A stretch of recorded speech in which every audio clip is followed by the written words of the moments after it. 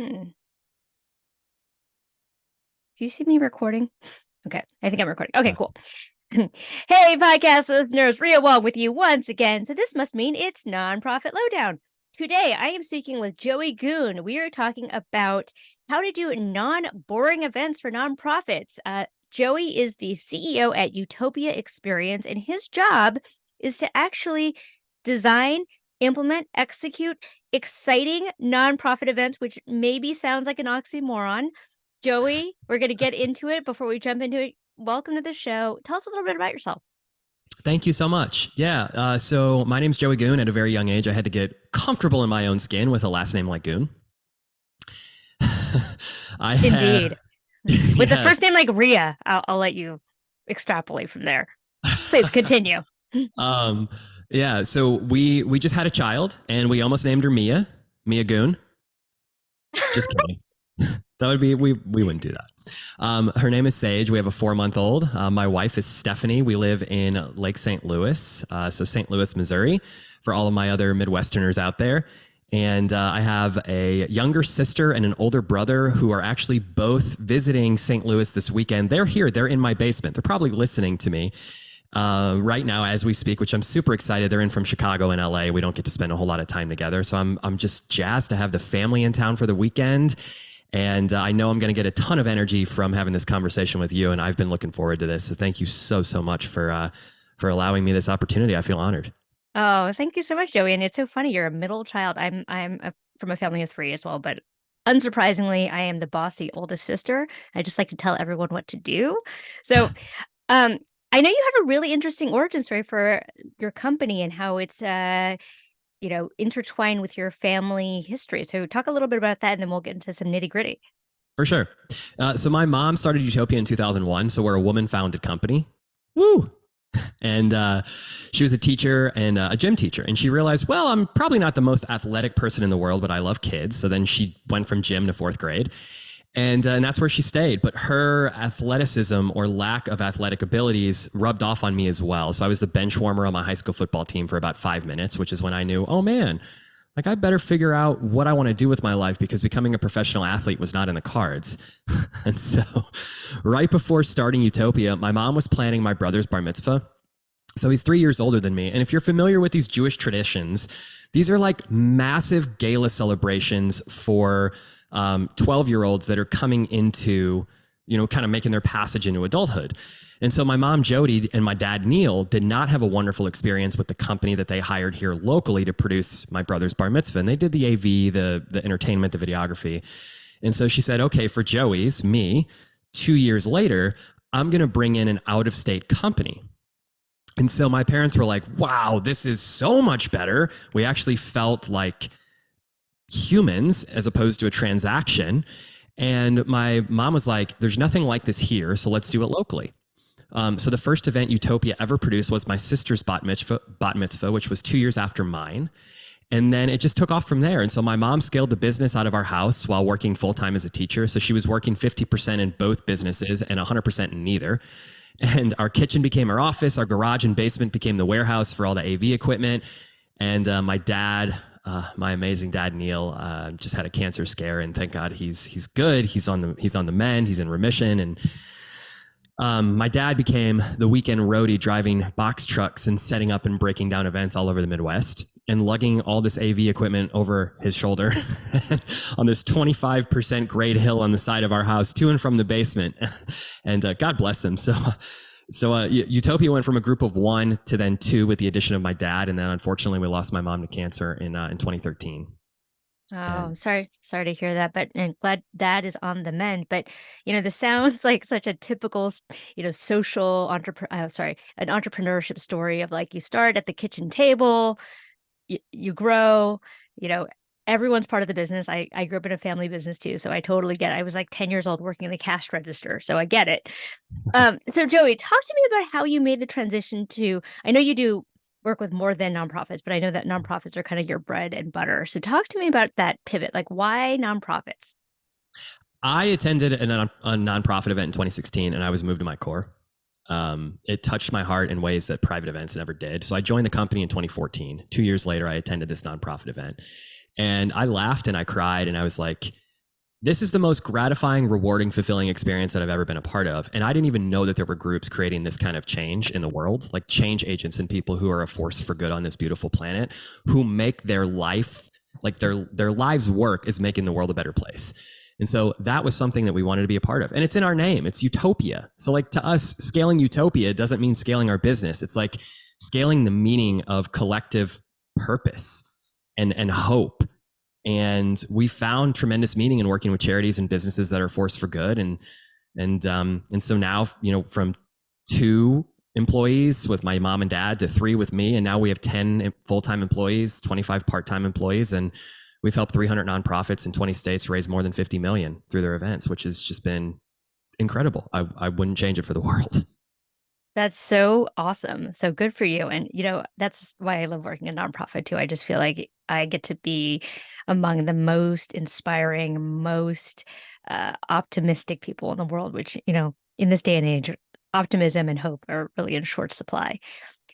Before we get into here and now, I'm just curious, like, what happened during the pandemic? Because as we all know, in person really ground to a halt. I mean, I'm in New York City. It's gala season right now. And we just saw a lot of, there was a lot of hand wringing, and then there was a lot of moving to virtual events. Then a couple of years ago, maybe a year ago, we started to see hybrid events. So can you say a little bit about what you're seeing from your vantage point in terms of the nonprofit gala event space? Yeah. So during the pandemic was interesting. I actually just had, do you know, are you familiar with OneCause, the mobile bidding platform, the Uh-huh. fundraising Yep. platform? Yep. So we just had the CEO of OneCause on our podcast a couple weeks ago. And his name's Steve Johns. And we talked about our parallel journeys in events, and that like the world stopped and we're like, okay, we need to figure out what to do, not for us, for our nonprofits, because they need these events and the fundraising money to continue to have viable missions and to make sure their programs are happening and the recipient families are being served. And so we stumbled into this virtual thing. It was like, I think March 20th when the world stopped. And that following weekend, we had a gala in Chicago. And we're like, well, we can't bring 500 people into a ballroom, but we can figure out how to do this online. And thankfully, our team has a background in broadcast. And so we were able to pivot very quickly and do this virtual gala. And they raised about, I think they raised about $250,000. And of course, they didn't have the overhead or the expense of the, the venue and the food and all of that. And we're like, whoa, this could be something. Fast forward to today, and as terrible as the pandemic was, it was the catalyst for exponential growth in our business, because we unlocked this thing that it's like the technology was there at our fingertips before, but we weren't leveraging it or utilizing it in the way that it could be harnessed, and utilized. And so it was just this thing that we stumbled into. And then Ria, the second part of your question is, how does this all play into the here and now? Is that like, I feel there's an opportunity, like this world, we talked a moment ago about scaling hope and joy and connection. The world has never been more disconnected. And so there's such an opportunity for organizations that are doubling down on relationships, moving away from the transactional nature of, I can order a toilet right now from Amazon and have it installed tomorrow. Like, the world is at your fingertips. Move away from that transactional nature of people doing business and just like a number on a spreadsheet, and move towards that relationship. There's a huge opportunity for organizations that are doing that and doubling down on relationships. And that I can be love done virtually or live. Yeah, I mean, we're all about that here at Nonprofit Lowdown. Anyone who has engaged with any of my content knows that I'm all about doubling down on relationships, investing in your community.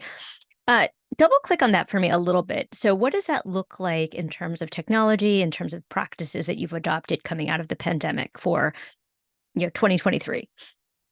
Mm. Technology and practices. Well, I think about like just event creation in general. When we're talking to a nonprofit, and can I preface this? Yeah, go I ahead. want, before we dive into like the tactical things and like the technology, I think we should preface it, which is like starting by why we do what we do and the intention behind everything that we do. And we start with neuroscience. Do you know Oh, Dr. say, Ann Friedland? yeah. Do you really? Continue, continue. I love neuroscience. I'm such a nerd. I listen to the Huberman podcast like it's my job. Please continue. Yes. Okay, cool. So I just like to kind of like scale back before we scale in, or zoom out before we zoom in. So everything we do at Utopia and every event we produce is focused on neuroscience. And for those who are not as familiar with neuroscience, perfectly okay. It's really just the study of the brain and its behavior. And so we use neuroscience to be super intentional about the experiences that we plan. And since each event that we produce is grounded in neuroscience, we don't announce like, hey, yay, everyone at this event, neuroscience things, woo, like from the stage, right? Like that'd be weird. But when attendees leave feeling super connected, they're not exactly sure why. They just leave saying there is something different about that experience, and my friends need to know about it. And so this is what we're tapping into now post-pandemic, because there was a time of like total isolation, and now people are going back into communities, and we're leveraging technology to make sure that we are grounding people and making them feel connected at event experiences. So, and it really comes for us in having like an understanding of what is actually happening psychologically and physiologically when we enter a space. And so picture the brain divided into three parts. And this is based on the triune model of the brain, which was first presented by neuroscientists in the 1970s. And so it's one of the ways to make sense of how the brain is organized into different systems and areas. And I want to make this super simple. You've got your prefrontal cortex, which is up here. I'm kind of holding like the front of my head. And you can argue like this is where all the executive function happens. This is like, you have to unlock this to get into a deep state of thinking, flow state, complex thinking. A whole bunch of the learning that we think about happens when this part of the brain is online. Then you have the middle part of your brain, which is up here on the top, where emotions and the concept of love and belonging kind of lives in that area. And then in the back is the lizard part of our brain. That's the part that's been around the longest, the part of our brain that's always been connected to, am I safe? And thousands of years ago, this part of the brain was essential for survival. And it still is now. Like if you're in the street and there's a car coming, your lizard brain kicks on, you jump out of the way so you don't get hit by a car. Or back in the day, if someone was trying to invade your tribe or a tiger was chasing us, we had to analyze the situation and stay alive. But we live in a time that despite having nice homes and technology and an abundance of food and modern medicine and hospitals to keep us alive, it's like there's never been a time where more people are neurologically and biologically feeling more unsafe. And so they're living in fear and they're living in uncertainty. And Joey, so, wait, I just need to pause you here because I am so with you. This is actually a lot of the uh, theory that I teach around fundraising, because so many of us come to fundraising from that fear state of like scarcity and freaking out. And, I'm so nervous about this ask that I'm going to do. But we know that true generosity lives in that middle state, that love, connection, belonging, emotional state. Continue. yes, I love it. And so, and sometimes people don't even know they feel unsafe, right? Like and like when we walk into an event, we usually do that with like our significant other and maybe one or two more people. And we're asking some version of the following two questions. All of us think about when you walk into an event with 500 other people, you're thinking to yourself, some version of like, do I belong here? And can I be myself and still fit in with this group of people? So one of the things we've learned about psychological safety and neuroscience is like, if we as a community organizers and event planners don't understand the importance of this, our events and communities will never do what they need to do. Oh, so good. Okay, so how do you accomplish this? Say more. So we want to help people feel safe. So activating the lizard brain, help them to connect to each other by the middle brain before they can truly learn together, which is the prefrontal cortex. And so like many of us are leading purposeful communities, but we don't have the strategies or the tools yet to unlock these communities. And so like if we zoom in now and think about more of the tactical, like the nitty gritty of how to do this at an event, would be like one way to do this is from the stage. Me as the MC, the teacher, the trainer, the coach, the leader, the CEO, the auctioneer, whatever my title is, as soon as I can, I need to stop talking and create the conditions in the room where everyone is equally invited, not controlled or required, but equally invited into some type of connection, experience, or conversation. That's the fastest way to feel seen, heard, felt, and safe. So we may ask a question at an event. and allow the attendees to explore this question together. That's one way to create connection, is to get the voices of your attendees in the space, to get them talking, like just like what you and I are doing, just get them talking to each other and feel, you feel more connected. There's so many things, Ria, right now that you and I are aligning on. And if we weren't talking at an event, we're just sitting awkwardly at a program heavy, passive recipient experience of just information coming at us, we don't have that opportunity. So that's one way. Another way to do it is we just did an event a couple weeks ago, and we didn't ask a question from the stage. We were inspired by. Does anyone here, just throw in the chat? Are you familiar with the Van Gogh Art Museum? Ria's nodding. Yeah. Yeah, yeah. You I think we familiar talked with that? about Yeah. the immersive experience, immersive Yeah. Van Gogh. Yeah. Yeah. Yeah. So this was a couple months ago, actually. I say weeks because it feels like yesterday. But we were inspired by the Van Gogh Museum, and we produced a gala where we took donors on a guided tour of the programs of this nonprofit. So we built these massive display walls that kind of modeled the Van Gogh Museum. And in the center of these walls was one of our, big display wall. In the center of it was an LED wall, which is for us, just one of our large TV screens that showed 1.5 minute long pre-recorded video of families whose lives were changed by this nonprofit. And we had 4 of these different display walls at different areas in the venue. And volunteers were taking these intimate groups of 20 to 25 donors to these 4 different display walls. And people were getting emotional. They're laughing, they're crying, they're hugging, they're connecting, they're creating community. And I think about the quote of, I don't know the philosopher. He's Australian. The quote is, when 2 people relate to each other authentically and humanly, God is the electricity that surges between them. Oh, that's beautiful. I love that. You call it God, call it energy, call it higher power, call it what you want, but what we focus on expands. And so when we're sharing positive, real, emotional, raw experiences, we grow together. So these donors had this visceral experience. Then after they reached the last of the 4 display walls, we brought the families out from the videos that they just watched. And they were able to connect with those families during cocktail hour before their butts hit the seats for the main program. Okay. And so, Wait, can I pause you here? Because I feel like there's yes. so much good, juicy stuff here. So I'm really loving what you're saying around identifying, let's call it an emotion, or the way that you want people to feel, and designing a program around that. So, sort of form follows function. Whereas I think we often get into this idea of like, oh, well, this is how that goes. And then we have the speaker and then and the rubber chicken dinner and blah, blah, blah, blah. So how do you really hone in on the emotional experience that you want people to feel, like in the, ideation phase? Like what does that look like with your clients? Yeah. So the planning process starts with the 6 C's. For us, this is an acronym, and we took the first 3 C's from an organization called Exchange Approach, and shout out to the CEO over there.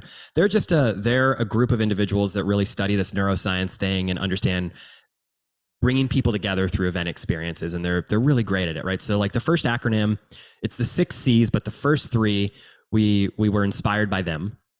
And the first 3 cover why people come. And then the second 3 cover what you should actually do at your events. So the first 3, like when we're planning an event and we're thinking about creating connection at events, we want to understand why people actually come to these things. Like, why are they going to give up their Thursday or Friday or Saturday to get dressed, come to a thing, find a sitter, which is now like topical for me with a 4-month-old. It's like, it becomes this whole ordeal. You have to do all these things to go to this thing, right? And of course, my wife and I want to be there, but like, you've got to make us want to go. And so the first 3 C's are forms of capital. So the first one's intellectual capital. People go to events because they want to learn something. Look at that. I'm giving a thumbs up. Woo! They want to learn something. They want you to teach them something and make them better for it. But we have to know now that this is antiquated. Information's ubiquitous. We stopped watching live TV 20 years ago. We watch it on demand. We stopped getting our information from encyclopedias. Now we get it from TikTok. People can get learning on demand anywhere. Or ChatGPT, whatever. It's freaking incredible. We should spend some time on that in a little while because it's oh, unreal. Listen, I just did a training for ChatGPT and fundraising, and I'm hosting a call on Monday with my friend Robbie Fowler to talk about it. So you are welcome to come Can you on that send me an call. invite to that? Yep, for sure. Please. That would be Okay. amazing. I'd love to be a part of it. So Yeah. So yeah, information is ubiquitous. information is cheap. Yes. It's cheap Continue. for sure. And it's everywhere. So you've got to be doing more than just giving them information. So number two is social capital. People want to network and they want to create connections with other people like them. And typically, intentional, purposeful, thoughtful organizations stop right there. They do those two things. But they miss the most important reason why people anywhere, any group of any kind gathers. And that's a transcendent purpose. That's like the deeper meaning of the community. How are we going to change the world together? That's the question that we need to be asking as event producers. How can we enable that and unlock that in our communities? And that's called communal capital, the power of the community at large.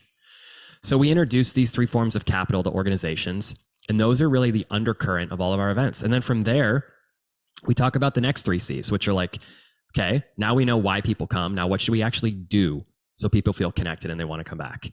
And that's the next three C's are connect, capture, and cultivate. How do we connect peer groups? How can we capture information on the most important relationships? And how might we cultivate and follow up with thoughtfulness and intention? And That I can dive more into those three C's. yeah. We Yeah, can.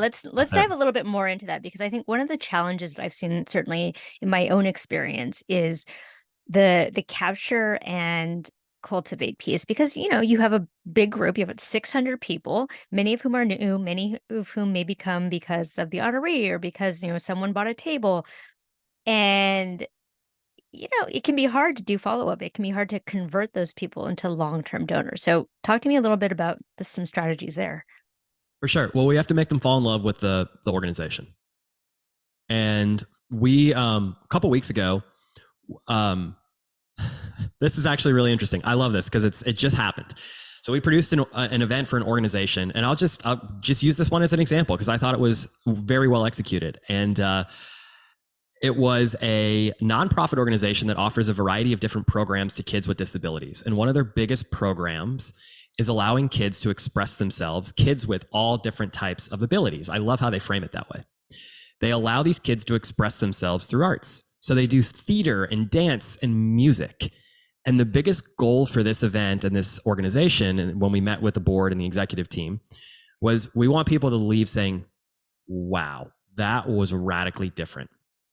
And they wanted their donors to be like, well, Rhea, to your point, my friend's neighbor's uncle invited me to come to this thing and I didn't know what to expect, but I laughed and I cried and I formed new relationships.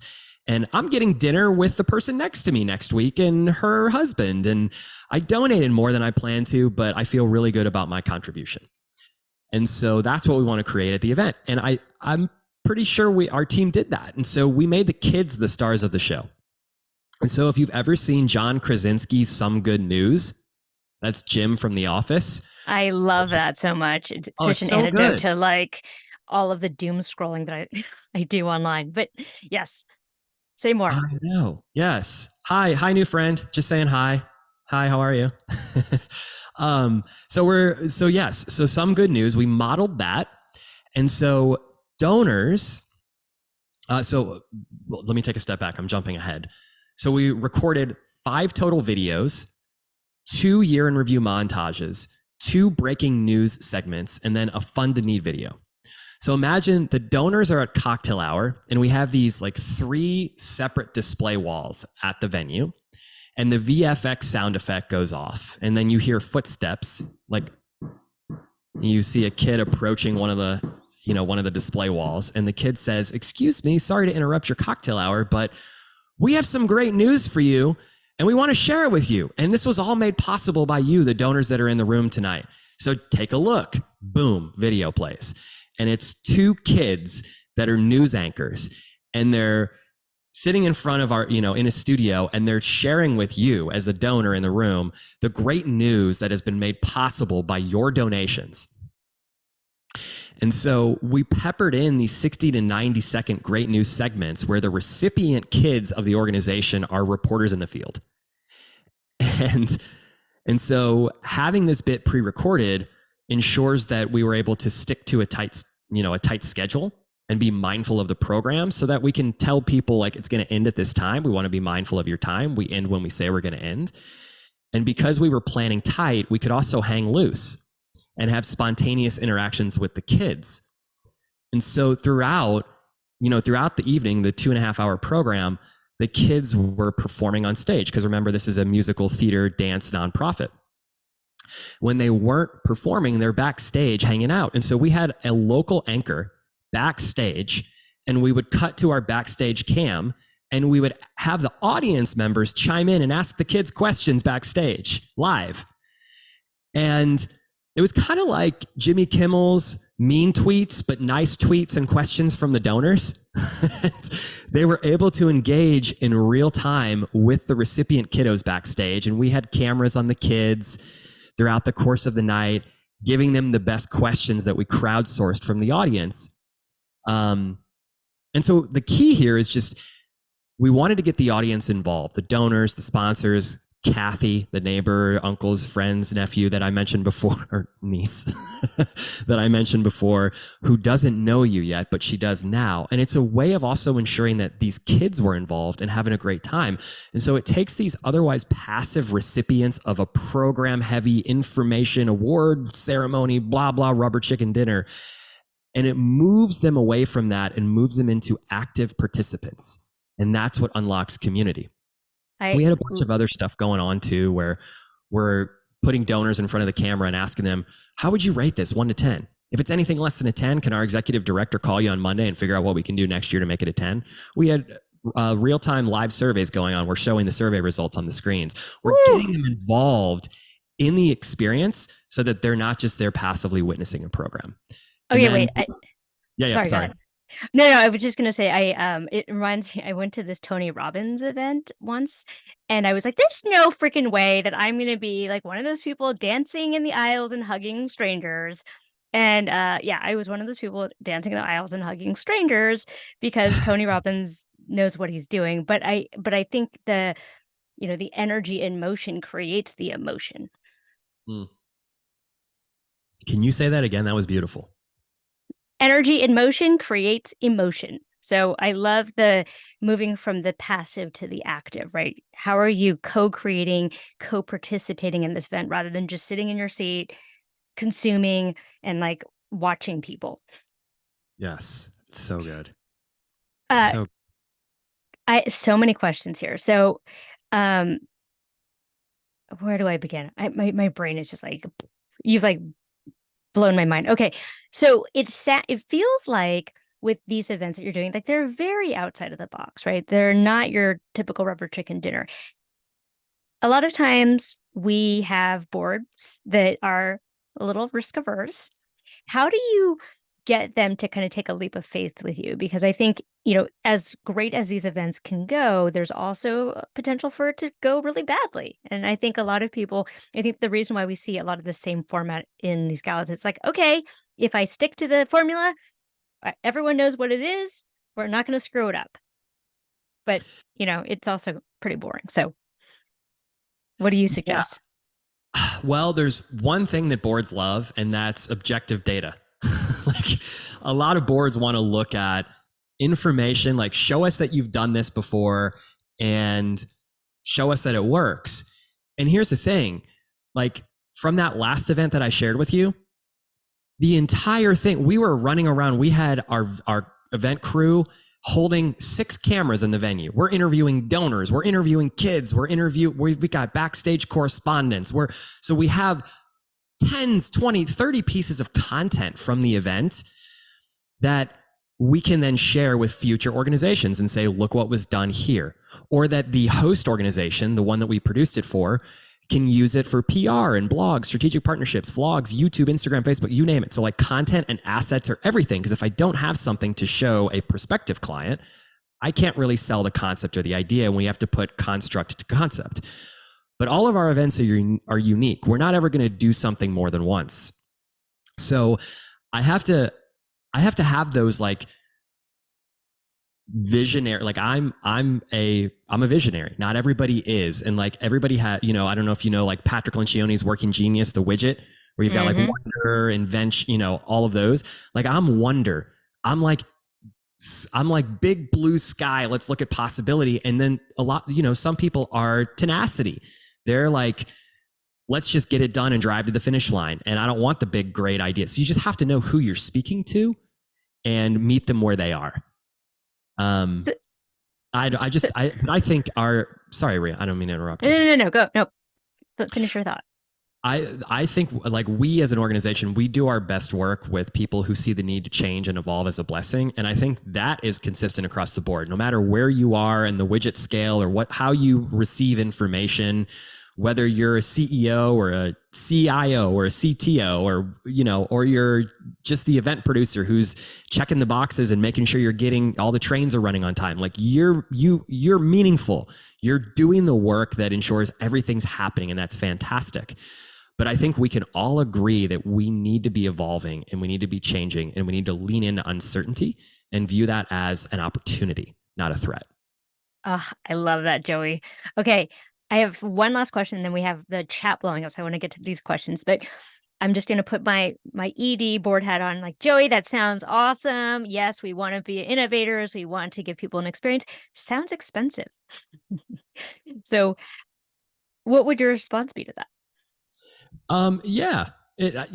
Doing something like this is not cheap. Building those exhibits and display walls and producing the, 5, 6, 7, 10 pieces of video content before, during, and after the event, that's not cheap. But I would say when we're looking at measuring the success of a nonprofit event and the metrics we use to evaluate its impact, it should create interest. And if it's done that, we've done our job. It's not, and Rhea, you say this, and you were on our podcast, a month or so ago, and I think you said something like, "It's not the end of an event; it's the beginning of a relationship." That's right. That's right. And so this should open doors for the organization. We had a. Do I have time to share like one more short 1 minute story? Or are we done on time? Yeah, no, we're good on the story. I also want to like talk about metrics as a Yeah. follow-up question, and then I want to make sure that folks have a chance to ask their question. So, story, last question about metrics, and then Q&A. Sure, sure. So we had an event for a wish organization where there was this little girl battling a terminal illness, and all she wanted was for her wish to come true. So there's 300 people in a room. I was a donor at this event. Not one dry eye when the video played.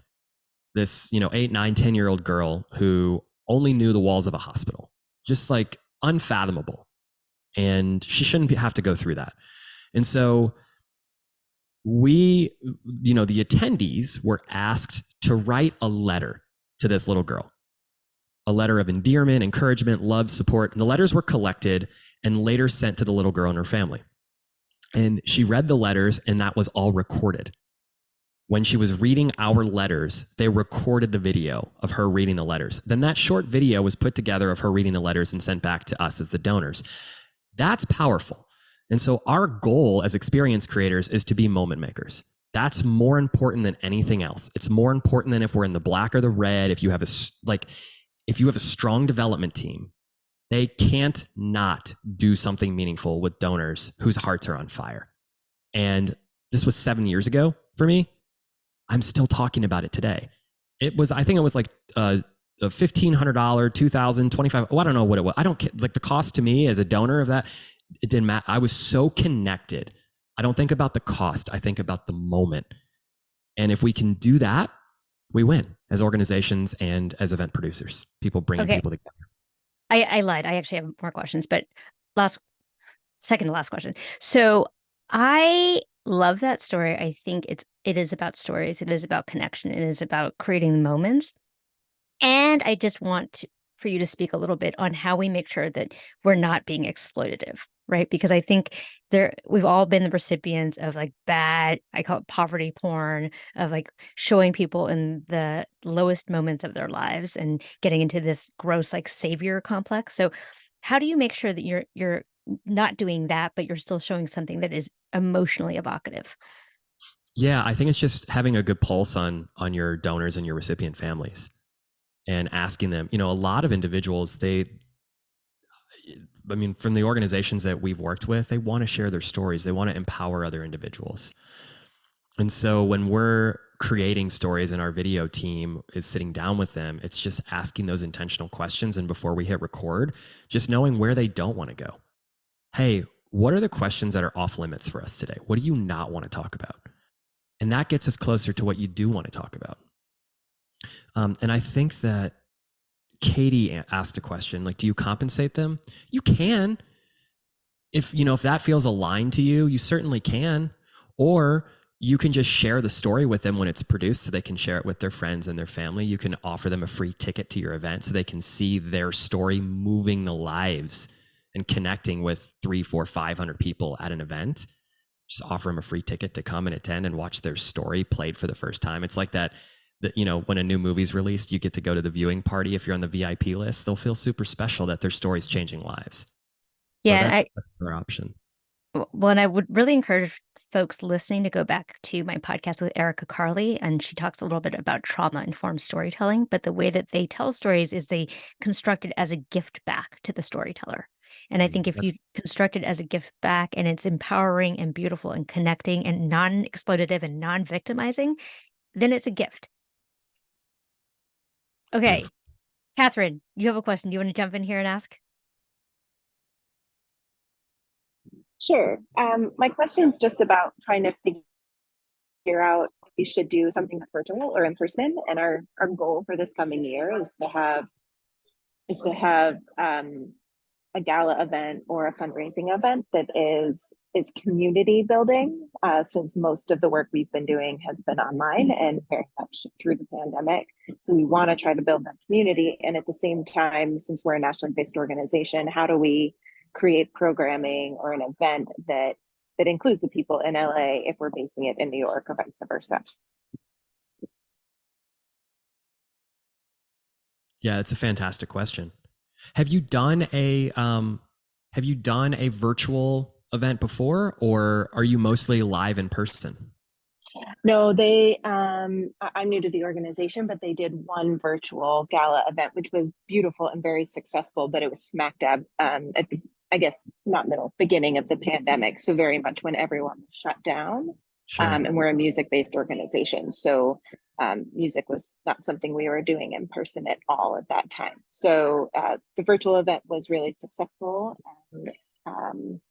And at the same time, it didn't connect our community members with others, right? It didn't connect our teaching artists with our donors and our donors with our youth in the same way that an in-person event might be able to do.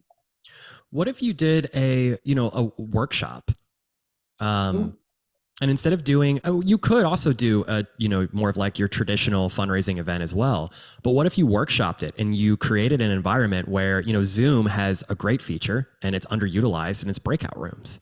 I mean, we've done so many workshop type events where, even for us, when we're coaching our nonprofits, we'll ask them a question like, hey, for the 30, 40, 50 of you that are on the Zoom today, we're going to put you in a breakout room. We want you to explore this question. What's the best event you've ever been to and why? And by the way, this isn't a TEDx. This is an opportunity for you to interview each other. Boom. We put them in breakout rooms. They interview, they talk. We bring them back to the main room and we ask for 3 or 4 or 5 shares.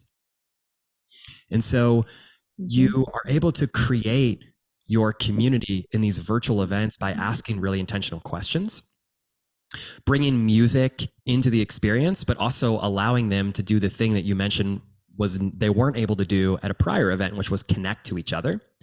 And you can leverage the technology to be able to do something like that. Great. Thank you. Was that helpful? Yes. Thank you very much. Okay, awesome. And Catherine, we're going to put Joey's information in the show notes. So if folks want to get in touch with him one-on-one, have some combos. I'm sure, Joey, is that okay with you? Yeah, absolutely. Catherine, I'd be happy to chat further on that. I want to make sure that the answer gives you the roadmap that you need for this event. Yeah, thank you so much. All right. Great question coming in from Katie. Katie, do you want to ask your question? Yeah, sure. Thanks for having me. All right. So our organization is really trying to move away from the, sort of traditional exclusive and gala type events, to really just be more accessible to more folks in the community. The thing that I'm sort of struggling to sort of figure out is, how do we do this and, yield high return, get all those donations from folks who might have deep pocketbooks, and, hopefully them wanting to still come to these non-exclusive events, right? And, that just there I feel like I struggle a bit, because does that mean then that we need to have more events if we're not having these gala type events with really high ticket sales, costs and things like that? Just kind of curious to pick your brains as far as like, okay, what can we do to make sure events are high yield and accessible?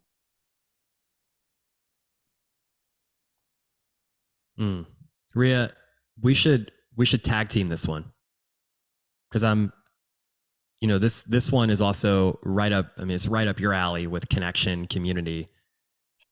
Yeah. My initial thoughts here, Katie, is really to ask yourself, in terms of event, like, what's it for and who's it for? I actually like small groups, small dinner parties as a way to connect, especially with high capacity donors, because I just find it really hard to have the kind of conversations that I like to have in a gala setting, because they're just kind of like everything's happening, especially if you're on staff for the ED. Like it's like your wedding every year, forever. Um, and then, once you've really made those relationships happen, maybe the event you have is more of a community-oriented event. That's sort of my first thought, but I have to think about it more. What do you think, Joey? Yeah, I love the question of what are we doing, who's it for, and why are we doing it? It makes me think about, there's a friend of mine who is incredibly philanthropic and runs a foundation. And this organization was trying to crack the door open with him. So I said to them, well, the one thing I know about him is he and his wife love salsa and they love tango. So we need to know what motivates people before we can sort of plan and produce the experience. So we knew this particular donor, to get them to come to an event and experience all the things this organization had to offer, we produced a salsa tango, and he and his wife signed up like that, right? So we have to know what motivates people, what they care about, and then we can plan an event around that. The last thing I'll add, and I just wanted to add this as a fun resource, is I just finished reading You're Invited by John Levy. I think I may have mentioned it to you, Joey. It is a I have it. fantastic book. They actually produce events, and part of the thing that they do is that they have people do stuff together. So they actually have them cook a meal together, and no one's allowed to, say their names, what they do, whatever, whatever. And so you're connecting with people on a very human level of making a meal, and then after the meal, you get to reveal sort of who you are. And so you could be like making a meal next to an NBA superstar and like not know it, but you've connected to that person as just a human being. So I would really recommend that folks give You're Invited a read. And it's all about harnessing a lot of the things you've talked about, Joey, around awe and belonging and connection and community. Love it. And I love your idea too of smaller, more intimate gatherings where, like this, cooking together, wine tasting, smaller, more community focused event experiences that allow you to more deeply connect with the attendees that are there with you. I think that's fantastic. I just have to share this one example that they use, which I think is so great. This they were creating an event. So they create events for profit companies as well. And they were creating an event for urban STEMs. And they invited people. They didn't know what they were doing, and it ended up being a flower arranging lesson. But before that, they asked people to submit a name a name and address of a loved one. And then at the end of the event, they were like, "Oh, and by the way, we sent a bouquet to the person that you put on your card from you." And just like the feeling, the last impression is the lasting impression, right? Like you come away with a feeling of awe and like connection and love, right? Like to send a bouquet to someone you love will make you feel special, will make you feel connected. So just one fun example of how you can start to think creatively about events. That's beautiful. Joey, friend, this has been awesome. Any last thoughts as we sign off? And I'm going to make sure to put all of your information in the show notes along with the resources that you mentioned. Um, yeah, this one is actually a part of my affirmations. I do affirmations every morning, meditate, I do yoga, journal. I actually have I have two journals here. One is existential thoughts that I had while in the bathtub, which is interesting. And then I have my journal to my daughter, my 4-month-old, and I'm writing her journal entries every morning that she can read later in her life. And during my affirmations every morning, one of the things that I say is when the mind stops speaking, the heart starts listening. So that's meditation in and of itself, right? When we can disconnect from the mind or slow the mind down, the heart starts listening. And joy is the natural state of the body when the mind stops speaking.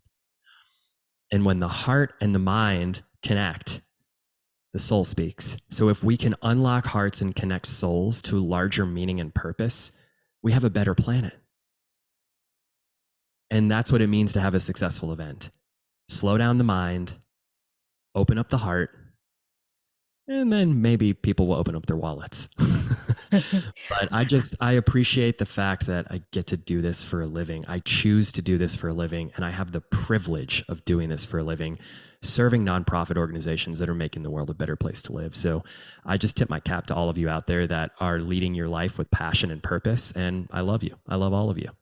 Oh, Joey, thank you so much. And what a great note to stop on. Everyone, go forth. Have a wonderful weekend, Joey. Thank you so much for everything. This has been value bombs everywhere. And I hope that people get in touch with you so that we can start to think more expansively about the events that we could be throwing.